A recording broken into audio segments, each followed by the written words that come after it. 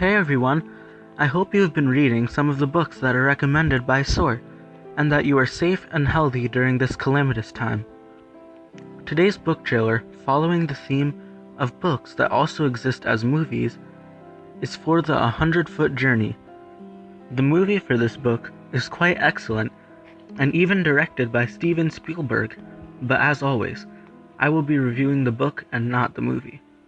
I highly recommend the movie though. It's available on Netflix, and I think you'll love it. The 2014 movie is based on the book, published in 2010. The book follows the protagonist Hassan Haji and his journey from living in poverty to becoming a chef. The family had already owned a restaurant in West Bombay, but due to a conflict between Hindus and Muslims, Hassan's mother was murdered in a protest by a mob who set their restaurant on fire. Then, they moved to Southall in London for a fresh start, and as described in the book, their 2-year stay here was a period of mourning for Hassan's mother. When attempts at a business failed in London, the Haji family decided to take a vacation to France. Their car broke down, and it happened in front of an old mansion that was for sale.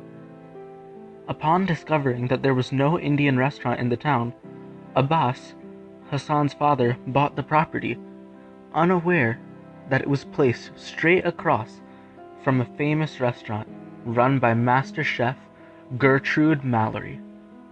Mallory is furious that Abbas is building a restaurant across from her, and she tries to use many different tactics to have them closed down. She thinks Abbas is obnoxious, and that the loud music and smell of spices ruin the ambience near her own restaurant. A war of purchasing ingredients before the other restaurant commences. Mallory reports Abbas's restaurant and forces him to close before 8 p.m. each night and to remove their outdoor music speakers. In return, Abbas reports Mallory, and her favorite tree is cut down because it was hanging over a little bit onto the road. At one point, there's even a fight, and Hassan ends up getting hurt, burned, and having to go to the hospital. Will Hassan be able to recover? Will Mallory continue to harm the Hajis? Is Mallory actually a bad person? Where will Hassan be able to reach with his immense culinary talent? Read to find out, and join this story of a passionate man with an extreme talent.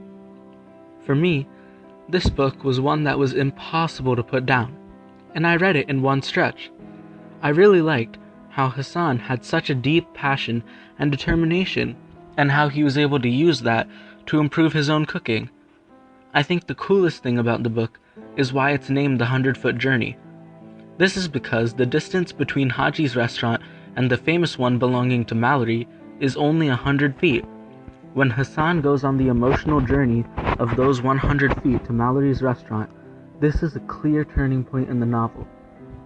This book is full of comedy, love, adventure, travel, hope, determination, passion, escaping poverty, success, emotion, and is truly a book that I would recommend. Thank you for listening. I implore you to soar.